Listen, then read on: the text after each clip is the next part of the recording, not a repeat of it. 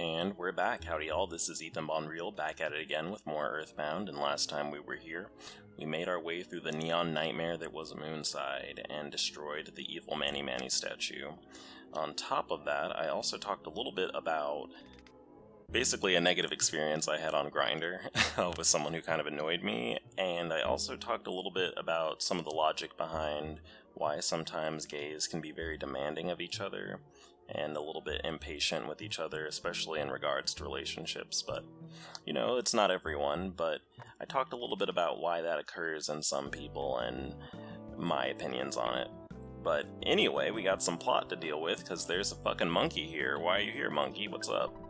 Ki, uki, kya. I am not a livery man. Kiki kukuko. I can't remember if we've met. Q uki uki ko. Talarama just finished fasting. Q uki uki. And now he wants to meet you. Uko uki kaiki at the west end of Dusty Dunes Desert. Kiki koko iki iki. In a cave with lots of monkeys. Ko kiyo uki q aki. I'll use my teleportation to kya. Bye. So, this is actually a running gag in the Earthbound series. What just happened?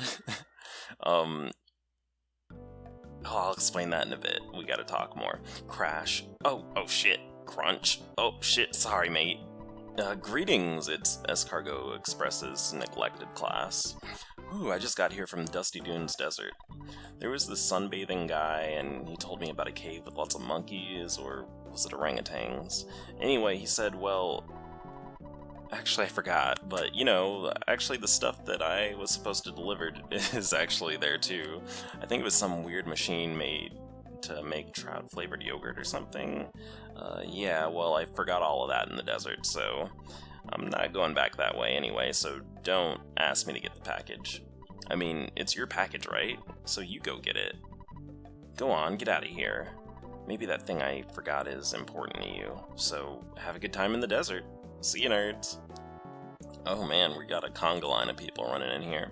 Hello, I heard you were talking about trout-flavored yogurt. I'm a maid who serves Mr. Monotoli, and I'm looking for trout-flavored yogurt to give our special guest.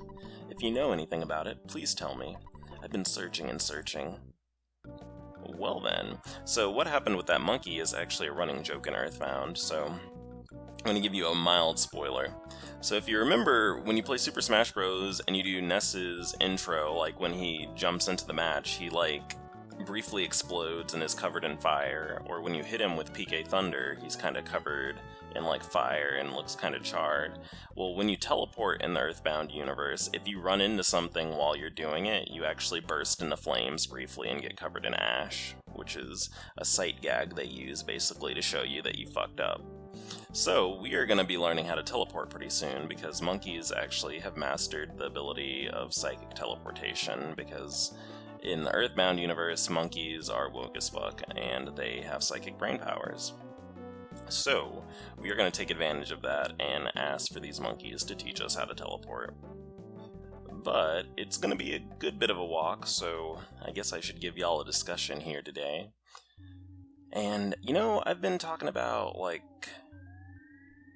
just stuff lately, you know what I mean? So I think maybe I'll just give y'all some stories or something. I'm also going to let you know, oh, you know what? We gotta walk our ass back to Fourside. We actually have to go to the department store one more time. But that gives me more time to talk, lol. So we actually have to pick up some items before we do this next part, or else we're gonna have to walk back here anyway, which is a little bit annoying. In fact, we could have rode the bus, but whatever. But we need to get some items because we actually have a trading quest that we need to do to actually get through the Monkey Quave? Yeah, let's go with that, the Monkey Quave. So, anyway, like I said, I'm gonna just tell y'all some stories this episode, I think, because, you know, I think y'all might think they're interesting, so... And I probably have to pick one. I've got a fair amount to go with. Most of these stories are basically just about guys I've met and my experiences, and part of the reason why I want to talk about them is because it looks like a lot of y'all really haven't met up with guys that often, or don't really have that many other homos in your friend circle or whatever. So I just wanted to deposit some experiences on y'all, just some things to think about. You know, whatevs, get into it. But, So, there's this time that I met with this dude who... Okay, so this is gonna be more of a funny one that is a little bit wild, but also just very gay. So, there's this time I met with this dude whose bedroom was like a literal sex dungeon, but like a sex dungeon light, in that it wasn't like an underground lair full of sin, but basically his bedroom was like painted all black, he had a sling, his bed was hosted by chains, he had chains hanging from the ceiling and the walls, and also he had like dildos everywhere. Oh my god, there were so many dildos in that room, good lord. And then also he had a, what's it called? Like basically like a post to tie someone to that you could whip them on. I don't know what those are called. Oh, I went to the wrong store. We need to go over here. And I was a little bit gagged. Oh, and then on top of that, he also had like a wall-mounted TV with a camera, so he could basically record himself being fucked, and watch himself get fucked while he was being fucked. And that was a lot. That was a lot. But you just have to get into it, I guess. I mean, he just acted very nonchalant about it, so I just went with it. And not to be a normie, but it actually kind of unsettled me a little bit. I tried to go for it for a bit, and we started doing our thing, and his butt was big, so that was pretty great. And I really could not keep an erection because I was just a little bit too gagged by that whole scenario.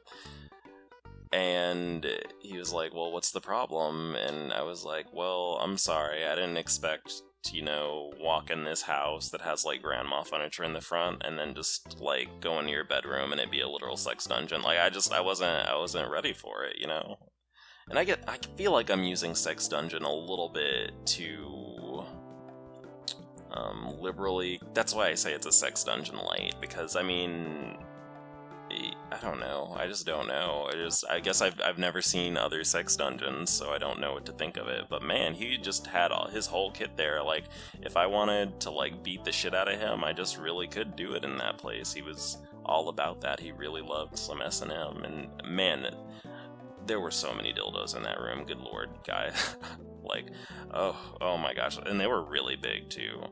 And I suspect I didn't get to see it because of how it was like hoisted, but I feel like he actually had like one of those fist dildos, which, I mean, no shame. I mean, some people need to be made into a hand puppet, but I was just not ready to use that. And, I just politely said, I can't keep an erection. I'm feeling a little bit nervous here. And he was like, okay, we can just talk. And, we talked for a bit. He recently broke up with his boyfriend, who was a guy who had a phenomenally large penis, apparently, which explains the dildos, I guess, because apparently they were, like, similar in size.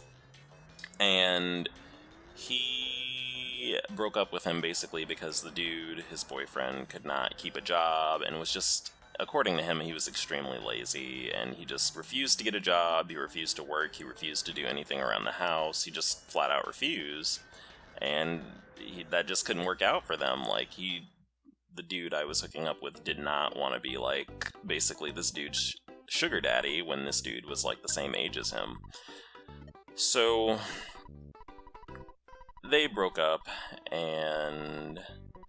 in my mind, I was thinking, this dude actually just sounds like a depressed homosexual, but at the same time, I was like, well, even if he is depressed and he's just laying around because he doesn't feel like doing anything because he's sad, like, that's still not, like, necessarily an excuse to basically make someone else be, like, the sole person making money in the house, you know what I mean? Like, that's very... Even though that's a reason to not do things, it's not necessarily okay to, like, make someone else basically have to cover for you because you're not feeling good. You know what I mean? We need to get rid of Jeff's paralysis. He's been paralyzed. Oh, shit! Fuck, dude. Oh, man. We gotta walk for a bit here. Well, that's good, because that lets me tell the story, but... Anyway, that was a pretty neat night. Again, his butt was really big. He put it on my face. It was great. I loved it, but I was just a little bit too intimidated by by the literal chains and whipping post in his room. So, other than that, also, honestly, some of it was like a tour though, because I didn't understand how his bed worked, because again, it was like hosted by chains on poles, and I was like, how does this make sense? It feels like it's a giant hammock, but it's a lot more stable than it looks. He clearly had some BDSM architectures like in his friend circle or something to help him set that up, because man, that was really it was just a lot. But that's probably one of the more silly stories, I guess. What I really live for when I meet up with guys is basically, I'm stuttering a lot this episode. What I really live for is really the pillow talk in a lot of cases. I really like talking to guys about their lives and learning about them. And that's, if you have good hookups with people who are not like ultra mega closet cases, that's one of the fun parts. You just get to learn about people if you're willing to ask and you're willing to be a little tiny bit vulnerable. Because honestly, having dick up your butt or putting your dick in someone makes it a little bit easier to talk sometimes. Other times it just makes it real awkward. It depends on the person. But I guess we have time for one more story. Holy shit, we're already at 11 minutes, and we have not done anything. We have not really done anything useful, which is, I mean, it's what is, but I mean, I'm just that kind of Let's Player. Sometimes we don't accomplish anything in my videos. What the fuck status ailment is that, Jeff? What is going on with you? You're paralyzed. I cannot get rid of paralysis yet, can I? We need to... You know, he's just gonna have to deal with it. Incidentally, that's why Jeff looks like he's kind of skating around, like why he's not walking so fast is because he's paralyzed, and Ness is supposed to be like dragging him along. But anyway, what else? I met with this dude from Kazakhstan who had moved to this city basically because he needed a fresh start because he was in rehab because he had a really bad drug problem he was trying to get over. And, you know, the night went pretty well. I went to his room. It was mostly empty. There was a bed, a chair, a dresser, you know, common gay amenities. And he let me know that he had a roommate. And I let him know that he could put his butt on my face whenever he was ready, and I would just be perfectly quiet so that that wasn't a problem.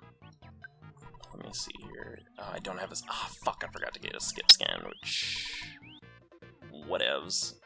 We'll come back and do that in a bit, so we need to walk up in here. And...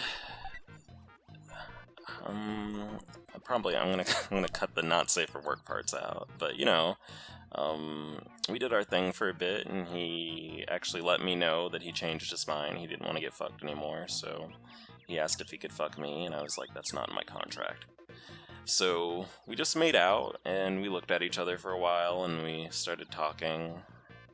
Apparently his sponsor was going to be there soon. And I needed to basically get the fuck out because his sponsor was going to be there to make sure that he was actually not doing drugs and that he was keeping his life together and he was being a mature, responsible adult.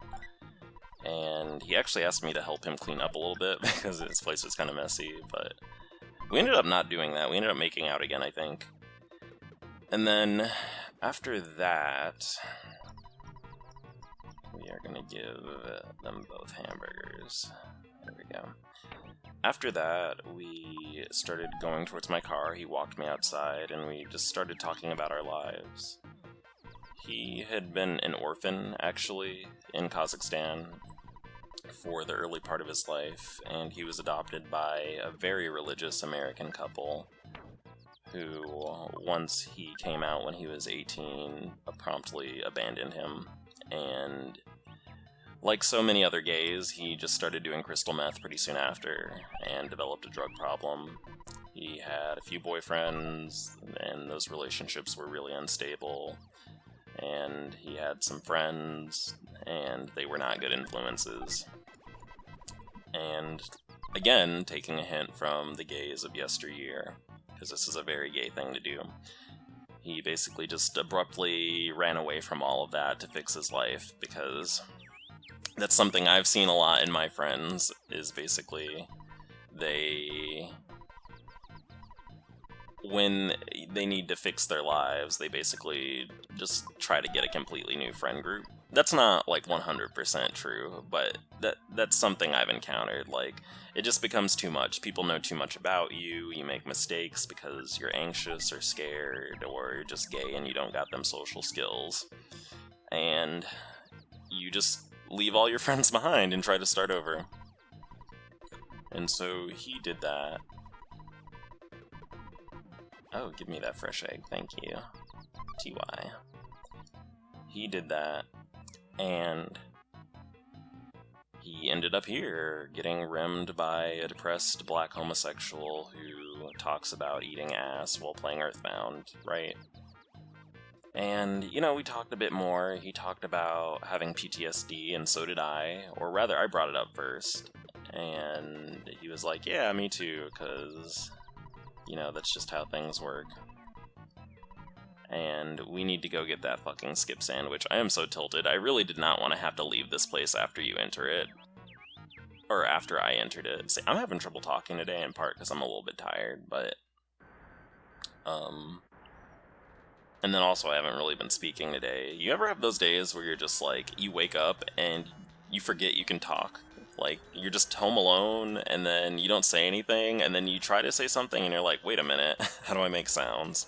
And that's kind of where I'm at right now. I did talk to someone a little bit earlier today, but my mouth has been mostly sealed, so I'm still trying to wake my talk hole ope. See, exactly, I'd say talk hole up. Wake my talk hole up. I spend a lot of time in my videos trying to control my accent too, because like I've mentioned in the past, I sounded real southern most of my life, and I just put O's and ahs in places that they don't exist, because that's part of the southern aesthetic, but whatevs. So, I don't know, that was a nice meeting with that dude. He asked me for my phone number and said we should hang out some more, and I gave it to him. He didn't give me his, though, and, you know, we really bonded for a while, but as I walked to my car, I was kind of like, I'm curious if we're actually going to meet again, because this has happened before, honestly. Scenarios like this where you really bond with someone, and then just life intervenes, and, you know, I decided to be a little bit optimistic and was like, okay, I'll message him when I get home. But then my nagging gay insecurities kind of beat me to it, and I checked my phone while I was at a stoplight halfway to home, and I looked on Grindr and he had blocked me, and I was like, okay, whatever. And I wasn't really upset about it, just because I kind of expected that. We got a little bit too close too quickly, and I think it was maybe a little bit too much for both of us, but that's just part of that gay lifestyle, you know. In a certain way. I mean, again, I want to speak to say that this is just my particular experiences, but where the fuck are the skip sandwiches? Oh, you know what? We gotta go to a fucking bakery. I'm tilted. So I know exactly, well, I don't know exactly where to go, but I know there's a place that sells skip sandwiches in Fourside. I just forgot, it's not the department store. But, you know, I always talk about gay stuff in regards to my own experiences. There's the bakery, just because, you know, I live my own life, and I can only really talk from my experiences or from what I know about other people that I care about. There we go. Oh my god, my inventory's full, isn't it? Well, we're gonna get rid of... I don't want to get rid of the ruler, because I suspect that we actually need it. We'll drink the protein drink. There we go. Got it, Mom. Okay, so we need to get this skip sandwich in our inventory. Oh, shit. Wait, I don't want to buy that. There we go. Got it. There we go. But, you know, I think that for my people who have not really met up with guys, if you if you don't if you don't like hook up with someone and they become your first boyfriend, like the first, because this also really is a thing, like the first person you hook up with ends up just being like the first person you date sometimes. Like that just happens, and it's pretty funny that that happens to some people. It just really depends. A little bit of it's luck, but it's happened frequently enough with people that I know, or with things I've observed, that it's basically a little bit of a meme to me, because I just see guys, they hook up with someone once and then they just fucking instantly fall in love, and then that lasts for like 3 months, and then they hate each other because they're both depressed. And I'm not being bitter, I'm just being real. Like that's just always how it is.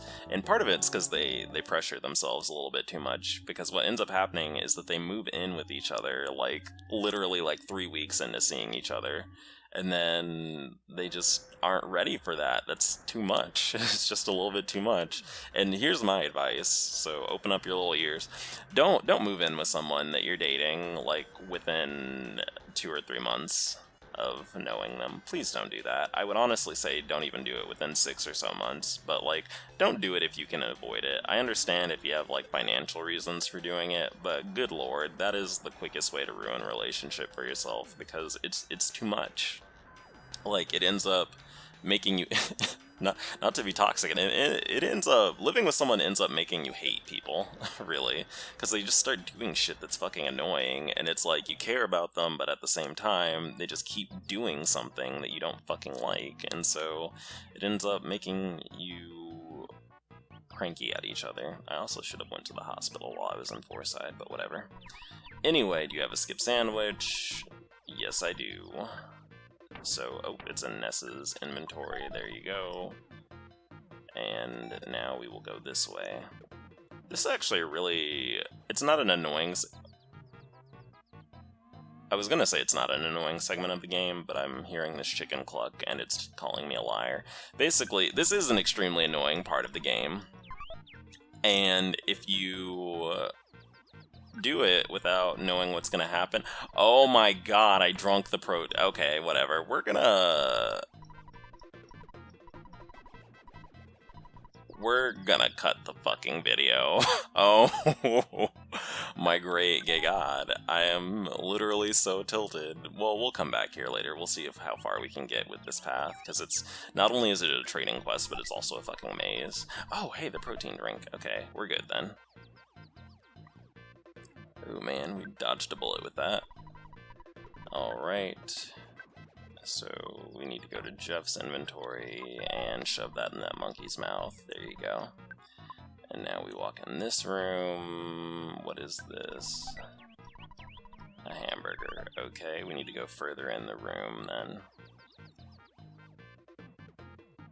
Man, this is a very talky episode.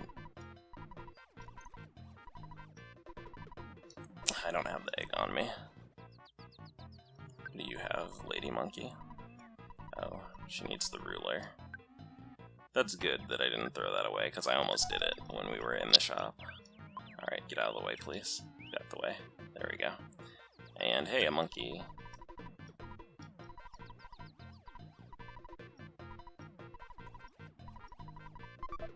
Okay. I didn't read any of that dialogue. I keep forgetting I need to actually talk about this fucking game. Whatever. But I'm gonna cut the video here. I'm also gonna like probably explain more of what's going on in the game at the start of the next episode, because I do feel a little bit bad. I just blew through all this text, but at the same time, like, they're fucking monkeys, dude. They're not saying anything particularly world-breaking. But then again, like, you know, Earthbound is 90% the text. Like, the battle system is not particularly fun. You're just really playing it for the wacky dialogue, so I'll go back and read some of it. Also, we really need to find a way to empty out this inventory. We're gonna get rid of the handbag strap. There we go. But in the meantime, in between time, this is Ethan Bonreal. I recorded a video like I wanted to. I almost didn't, but, you know, I did it, so you got it. And I want to thank y'all for watching. If you have any comments or any stories you want to share, wacky things, or just reflections on your life you want to share in the comments, go ahead and do it. Don't forget to smash that like. Helps me gauge that y'all like these videos. And If you want to hear more stories, let me know, or if you just want me to talk about the normal gay stuff I do it. Anyway, I'ma go now. Thank y'all for watching. Goodbye. Say goodbye to this monkey, and Ness, and Jeff. See ya.